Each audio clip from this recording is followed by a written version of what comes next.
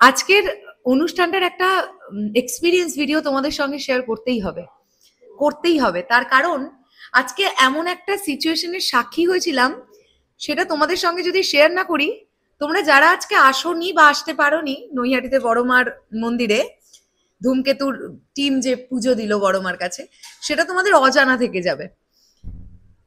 বন্ধুরা, এতদিন দেবদার অনেক ইভেন্টে আমরা গিয়েছি, ওয়েস্ট বেঙ্গল ট্যুর করেছিলাম খাদানের সময়। আজকে না এক্সট্রিম লেভেলের জিনিসপত্র হয়েছে। আমি জানি তোমাদের অনেকের মধ্যেই এইটা প্রশ্ন যে শরৎ মিউজিক বেঞ্চেস টিম কেন ভেতরে ঢুকতে পারেনি। আর তোমরা আরো একটা কমেন্ট বা মেসেজও অনেকে করছো যে মহারাজ ঢুকে পড়লো, এসএমভি নেই কেন, বা এসএমভি কেন ঢুকতে পারলো না। এই ভিডিওটা মূলত তোমাদেরকে এই বিষয়টা ক্লিয়ার করব বলেই করা। আমি জাস্ট বোনের বাড়িতে ঢুকেছি, এখনো ফ্রেশ পর্যন্ত হইনি। আমার মনে হলো আগে তোমাদের কাছে ব্যাপারটাকে ক্ল্যারিফাই করা উচিত। প্রথমত, দেবদা একজন সাংসদ।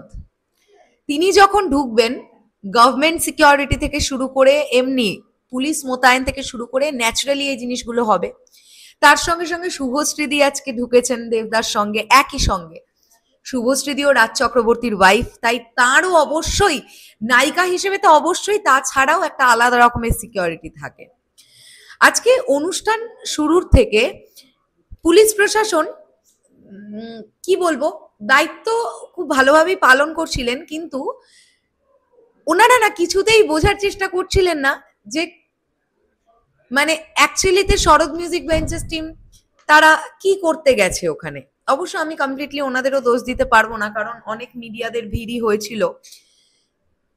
আমি বেশ কয়েকবার ওনাদেরকে বললাম যে আমি তো কভার করতে এসেছি, তো ওনারা বারবারই ঠেলে ঠেলে সরিয়ে দিচ্ছেন। যাই হোক, ওটা ওনাদের ডিউটি, ওনাদের করতেই হবে। দেবদার গাড়িটা যখন ঢুকলো, তখন দেবদার ফুটেজটা আমি নেওয়ার জন্য গাড়ির কাছাকাছি চলে গিয়েছিলাম। আর ওই মোমেন্টেই ম্যাজিকটা ঘটেছিল। মহারাজ টিমের দু একজনের সঙ্গে বলাটা ভুল হবে, দেব এন্টারটেনমেন্ট ভেঞ্চার্স রিলেটেড কোনো লোকজন নয়, কারণ সায়ন্তনদা প্রথমেই ফোন করে এটা জানিয়ে দিয়েছিল যে আজকে কোনো মিডিয়া অ্যালাউ করা যাবে না, বিকজ যদি একজন দুজনকে অ্যালাউ করতে হয় তাহলে এখানে যত মিডিয়া আছে সবাই ঢুকতে চাইবে, এটা ন্যাচারাল ব্যাপার। তো সায়ন্তনদা বা ঐশিক ওরা কিন্তু ব্যাপারটাকে আজকে একটুখানি এড়িয়ে যাওয়ারই চেষ্টা করেছিল, যে মিডিয়া ভেতরটায় মানে মন্দিরের ভেতরে দেবদা শুভশ্রীদি যখন পুজো দেবেন বা টিম যখন পুজো দেবে, ওখানে মিডিয়া অ্যালাউ করা হবে না। তো আমি যখন থেকে ওই খবরটা পেয়ে গেছিলাম, আমি মেন্টালি ব্যাপারটাকে ছেড়ে দিয়েছিলাম যে না, সায়ন্তনদা যখন এই কথাটা একবার বলে দিয়েছে, গাজোয়ারির বিষয় তো নয়, বিষয়টা দেব এন্টারটেনমেন্ট ভেঞ্চার্স, ওটা নো বলেছে মানে ওটা নো। সায়ন্তনদা যদি কোনো ব্যাপারে নো বলে মানে ওটা নো, আমরা ওটা মানবো, সায়ন্তনদার রেসপেক্টে মানবো, সর্বোপরি দেবদার রেসপেক্টে মানবো। কিন্তু আমি দেখেছি আরো দু একজন যারা একদম টিমের সঙ্গে ছিল, তাদের সঙ্গে কথাবার্তা বলে মহারাজ ভেতরে ঢুকে পড়তে পেরেছিল, আমি ঢুকে পড়তে পারিনি। এবার আমি আরো কেন ভেতরে ঢুকে পড়তে পারিনি, দেবদা যখন ঢুকলেন তখন চাপটা তোমরা খুব ভালোভাবে বুঝতে পারছো।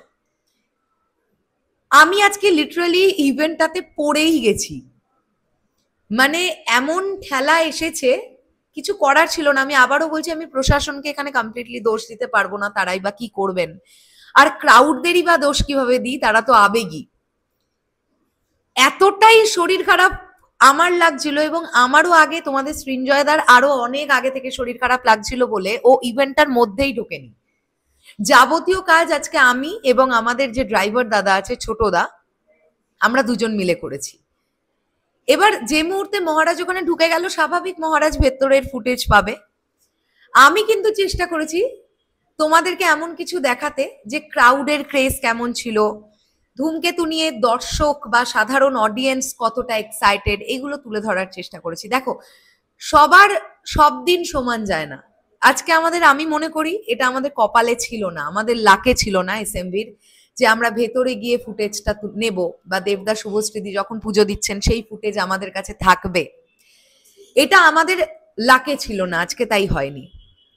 কিন্তু এসএমভি সবসময়ের জন্য চেষ্টা করে আসে যে তোমাদেরকে হাই কোয়ালিটির ভিডিও প্রোভাইড করতে। আমাদের চ্যানেলের তরফ থেকে আরো বেশ কয়েকটা ভিডিও আসবে, সেগুলো তোমরা দেখো। আর আমি যখন থেকে আজকে বড়মার মন্দিরের ওখানে পৌঁছেছিলাম, আমার টার্গেট একটাই ছিল যে আমি কি কন্টেন্ট করতে পারছি। আমি যখন থেকে ওই ক্রাউডের সঙ্গে কন্টেন্ট করা শুরু করেছি তখন কেউ কন্টেন্ট করেনি, ইনফ্যাক্ট মহারাজও না। তোমরা ওর চ্যানেল দেখলেই বুঝতে পারবে, ও কিন্তু সাধারণ অডিয়েন্সের সাথে কথা বলেনি খুব একটা।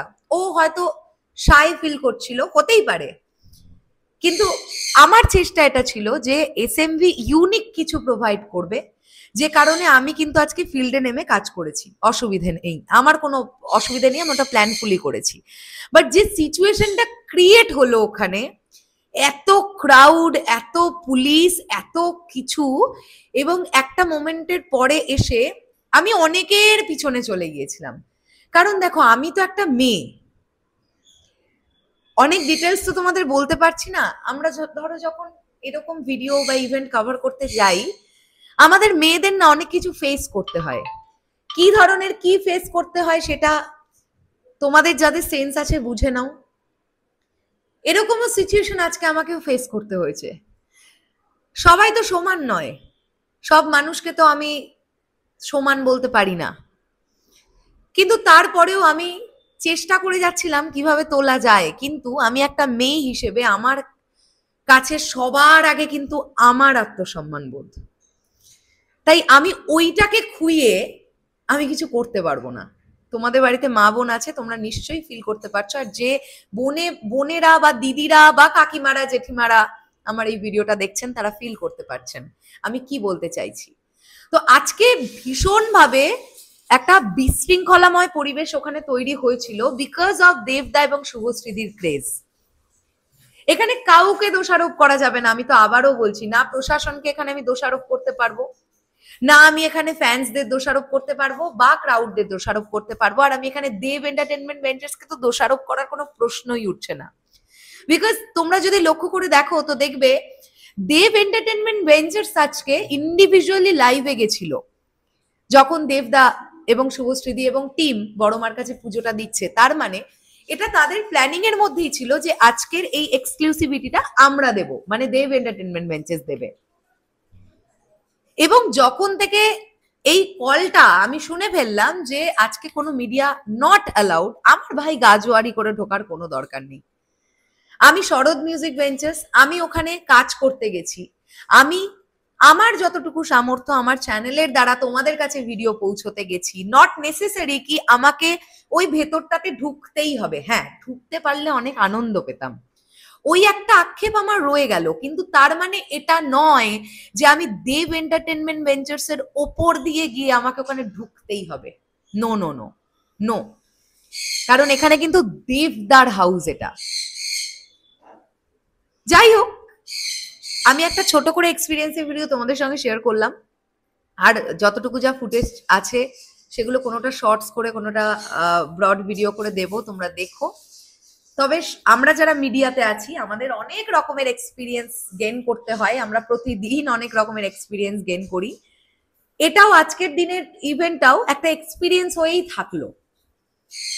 বাট আমি চেষ্টা করেছিলাম যে ভালো মতন তোমাদের কাছে পুরো ব্যাপারটাকে প্রেজেন্ট করতে। আমি জানি না আমি কতটুকু পেরেছি, সেটা তো তোমরা ভিডিওগুলো দেখলে বুঝতে পারবে। বাট আমি এটুকু চলে যাওয়ার আগে বলতে পারি যে শরৎ মিউজিক ভেঞ্চার্স এর কোনো চেষ্টাই কমতি ছিল না। আগামীকাল রাতপোহালে ধূমকেতু মুক্তি, আমরা এখন ধূমকেতু নিয়ে থাকবো এবং ধূমকেতু ব্লকবাস্টার হবে, আমরা ইতিহাসের সাক্ষী হব। ব্যাস, এর থেকে বেশি আমার আর কিচ্ছু বলার নেই। অনেক অনেক অনেক শুভকামনা ধূমকেতু টিমের জন্য। শেষ করলাম ভিডিওটা, আসছে আবার খুব শিগগিরই। তাহলে এখনের জন্য টাটা।